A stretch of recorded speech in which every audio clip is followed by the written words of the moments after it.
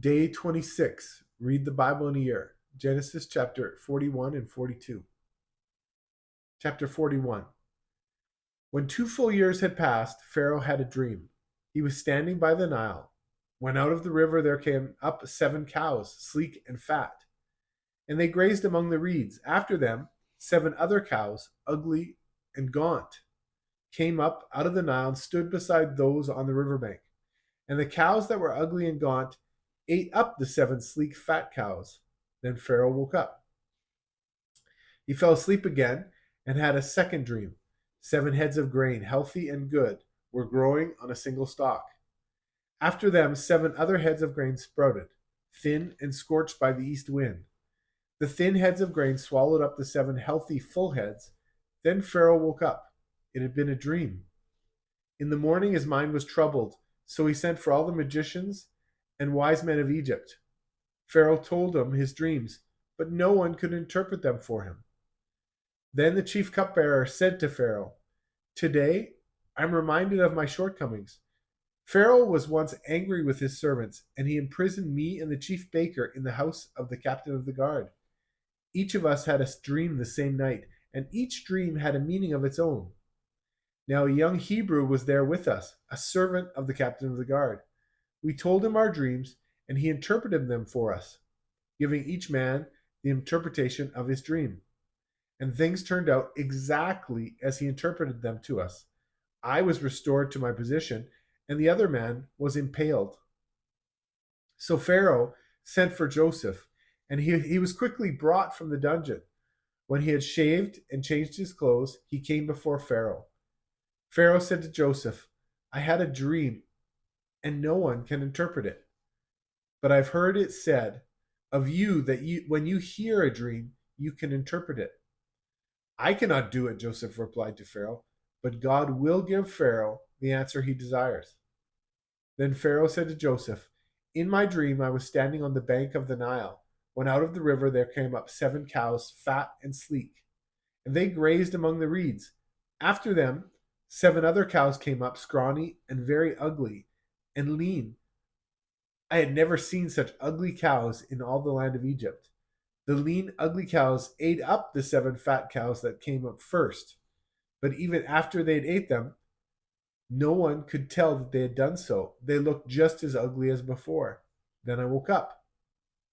In my dream, I saw 7 heads of grain, full and good, growing on a single stalk.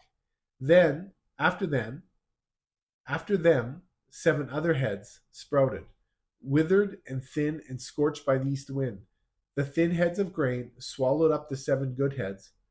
I told this to the magicians, but none of them could explain it to me." Then Joseph said to Pharaoh, "The dreams of Pharaoh are one and the same. God has revealed to Pharaoh what he is about to do. The 7 good cows are 7 years, and the 7 good heads of grain are 7 years. It is one and the same dream. The 7 lean, ugly cows that came up afterward are 7 years, and so are the 7 worthless heads of grain, scorched by the east wind. They are 7 years of famine. It is just as I said to Pharaoh. God has shown Pharaoh what he is about to do. 7 years of great abundance are coming throughout the land of Egypt. But 7 years of famine will follow them. Then all the abundance in Egypt will be forgotten, and the famine will ravage the land. The abundance in the land will not be remembered, because the famine that follows it will be so severe. The reason the dream was given to Pharaoh in 2 forms is that the matter has been firmly decided by God, and God will do it soon. And now let Pharaoh look for a discerning and wise man and put him in charge of the land of Egypt. Let Pharaoh appoint commissioners over the land to take 1/5 of the harvest of Egypt during the 7 years of abundance. Then they should collect all the food of these good years that are coming and store up the grain under the authority of Pharaoh, to be kept in the cities for food. This food should be held in reserve for the country, to be used during the 7 years of famine that will come upon Egypt, so that the country may not be ruined by the famine." The plan seemed good to Pharaoh and to all his officials. So Pharaoh asked them, Can we find anyone like this man, one in whom is the Spirit of God? Then Pharaoh said to Joseph, Since God has made all this known to you, there is no one so discerning and wise as you. You shall be in charge of my palace, and all my people are to submit to your orders. Only with respect to the throne will I be greater than you. So Pharaoh said to Joseph, I hereby put you in charge of the whole land of Egypt. Then Pharaoh took his signet ring from his finger and put it on Joseph's finger. He dressed him in the robes of fine linen and put a gold chain around his neck. He had him ride in a chariot as his second in command. The people shouted before him, Make way! Thus he put him in charge of the whole land of Egypt. Then Pharaoh said to Joseph, I am Pharaoh, but without your word, no one will lift a hand or foot in all Egypt.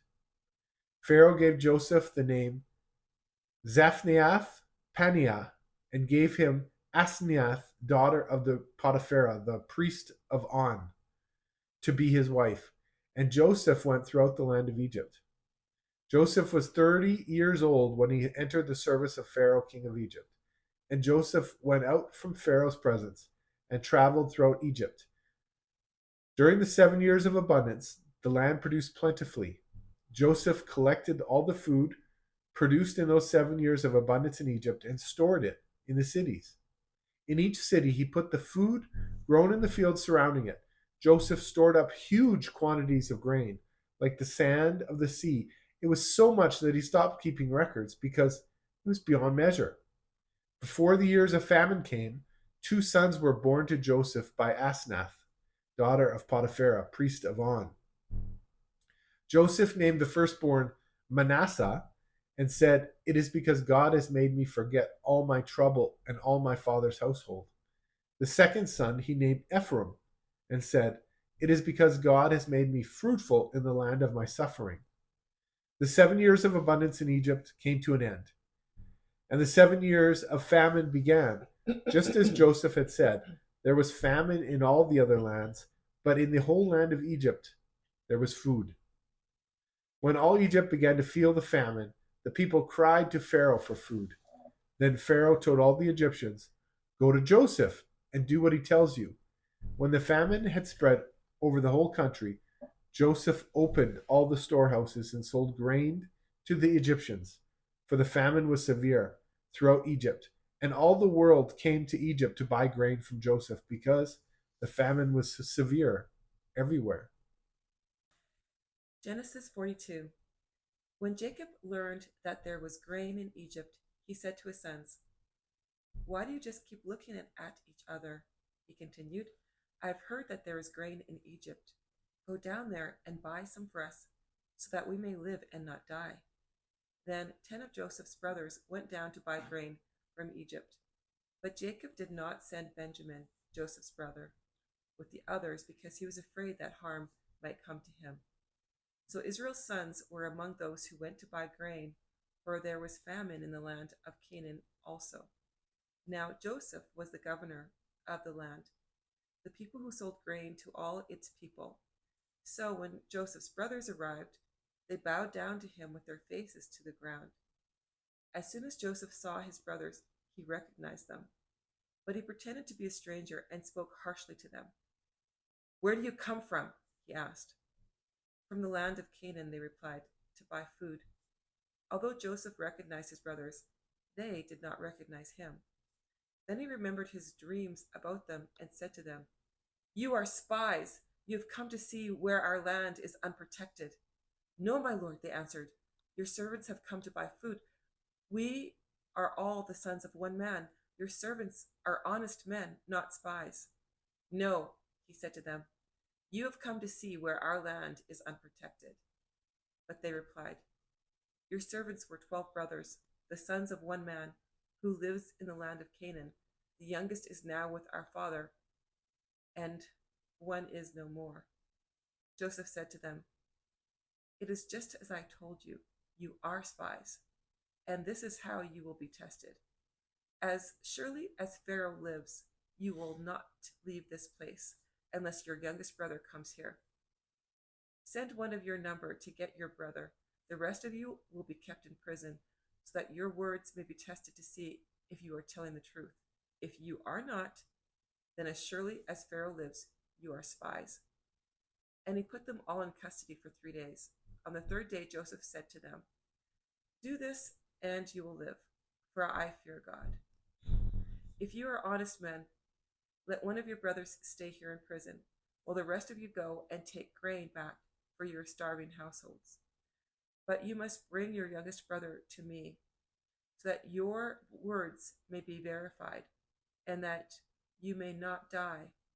This they proceeded to do. They said to one another, "Surely we are being punished because of our brother. We saw how distressed he was when he pleaded with us for his life, but we would not listen. That's why this distress has come on us." Reuben replied, "Didn't I tell you not to sin against the boy? But you wouldn't listen. Now we must give an account for his blood." They did not realize that Joseph could understand them, since he was using an interpreter. He turned away from them and began to weep, but then came back and spoke to them again. He had Simeon taken from them and bound before their eyes. Joseph gave orders to fill their bags with grain, to put each man's silver back in his sack, and to give them provisions for their journey. After this was done for them, they loaded their grain on their donkeys and left. At the place where they stopped for the night, one of them opened his sack to get feed for his donkey, and he saw his silver in the mouth of his sack. "My silver has been returned," he said to his brothers. "Here it is in my sack." Their hearts sank, and they turned to each other trembling and said, "What is this God has done to us?" When they came to their father Jacob in the land of Canaan, they told him all that had happened to them. They said, "The man who is Lord over the land spoke harshly to us and treated us as though we were spying on the land. But we said to him, 'We are honest men. We are not spies. We were 12 brothers, sons of one father. One is no more, and the youngest is now with our father in Canaan.' Then the man who is Lord over the land said to us, 'This is how I will know whether you are honest men. Leave one of your brothers here with me and take food for your starving household and go. But bring your youngest brother to me, so that I will know that you are not spies, but honest men. Then I will give your brother back to you, and you can trade in the land.' As they were emptying their sacks, there in each man's sack was his pouch of silver. When they and their father saw the money pouches, they were frightened. Their father Jacob said to them, 'You have deprived me of my children. Joseph is no more, and Simeon is no more. And now you want to take Benjamin? Everything is against me.' Then Reuben said to his father, 'You may put both of my sons to death if I do not bring him back to you. Entrust him to my care, and I will bring him back.' But Jacob said, 'My son will not go down there with you. His brother is dead, and he is the only one left. If harm comes to him on the journey you are taking, you will bring my gray head down to the grave in sorrow.'" You know, when you read this story, sometimes you just feel like cheering Joseph on. Go get him for all the mistreatment and injustice that he faced. Yeah, I love it when the brothers of Joseph are literally bowing down. At one point, they're trembling Yeah. because of what's happening, and they're just humbled.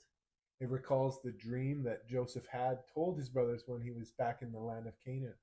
The 12 sheaves or the 11 sheaves would bow down to me, and they got mad at that. Yeah, they had no idea that the dreams were from God and God was predicting the future. And instead, they got jealous instead of just being righteous men. Yeah. And it's interesting because Joseph here, we see his character even displayed more prominently. He didn't get angry, he didn't get bitter, he didn't get harsh and rash. He honored God and said, God has blessed me for my hard times. He knew that God was working. Joseph could have taken revenge in his own hands. Yeah. He had the power, he had the support, and he even had the motivation to do that, but he remained righteous. Yeah. He held on to his integrity in an extremely difficult situation. And he waited on God. He trusted God in the situation. And he also gave a lot of respect and honor to God. When Pharaoh asked him to interpret his dream, he said, "You are the one who can interpret dreams." Joseph gave the glory and the credit to God. Yeah, that's true. He didn't say, "Yeah, I'm a good dream interpreter." Yeah. But the talent that God had given to him, he understood that it came from God. Yeah, it's true. So often in our life, God gives us talent. Well, he gives everybody talent. Some 1, some 5, some 10. Everyone has different amounts of talent. And Joseph shows us here in our relationship with God that we need to make sure that we're honoring God with our talent. Yeah. And I like this because it doesn't really say, but Pharaoh says, well, who can I choose to put in charge of my kingdom? I'm going to give my kingdom, everything except for the authority that I have as Pharaoh, to Joseph. Joseph was previously in a dungeon. There must have been something special about his character and his integrity that even Pharaoh would have seen. Pharaoh went to his sorcerers to interpret his dreams, but they were unable to do it. So I think that was a little bit of a, my sorcerers? Yeah, like a wake-up call. Like, what's going on here? And then his cupbearer introduces him to Joseph. He says, yeah, I actually had someone interpret my dream, and it came true.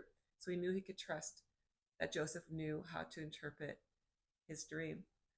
And so it's just amazing to see how Pharaoh later says, the God of Joseph, like, who is like this person, Joseph, who has the spirit of God within him.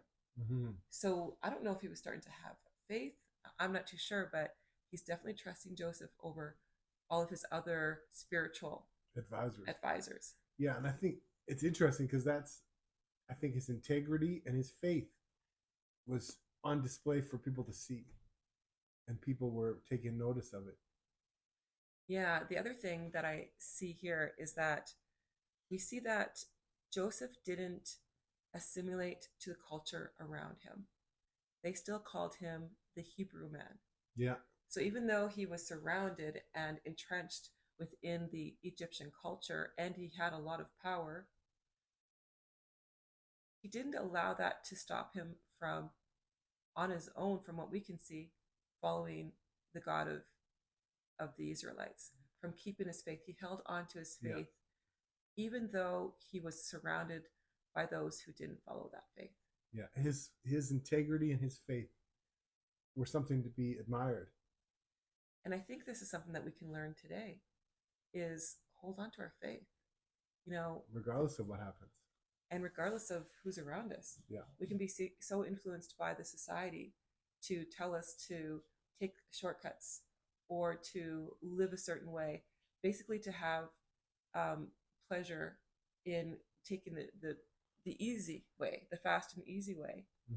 But what I'm learning here in this part of the Bible and in the story is that regardless of what happens to me in my life, regardless of if I have injustice happen to me, regardless of who the influences are around me, that I need to make sure that I'm following God first and foremost. Yeah, that's true. And that I'm holding on to my integrity, my faith. Yeah, that's true. Well, thanks for joining us. We'll see you again tomorrow.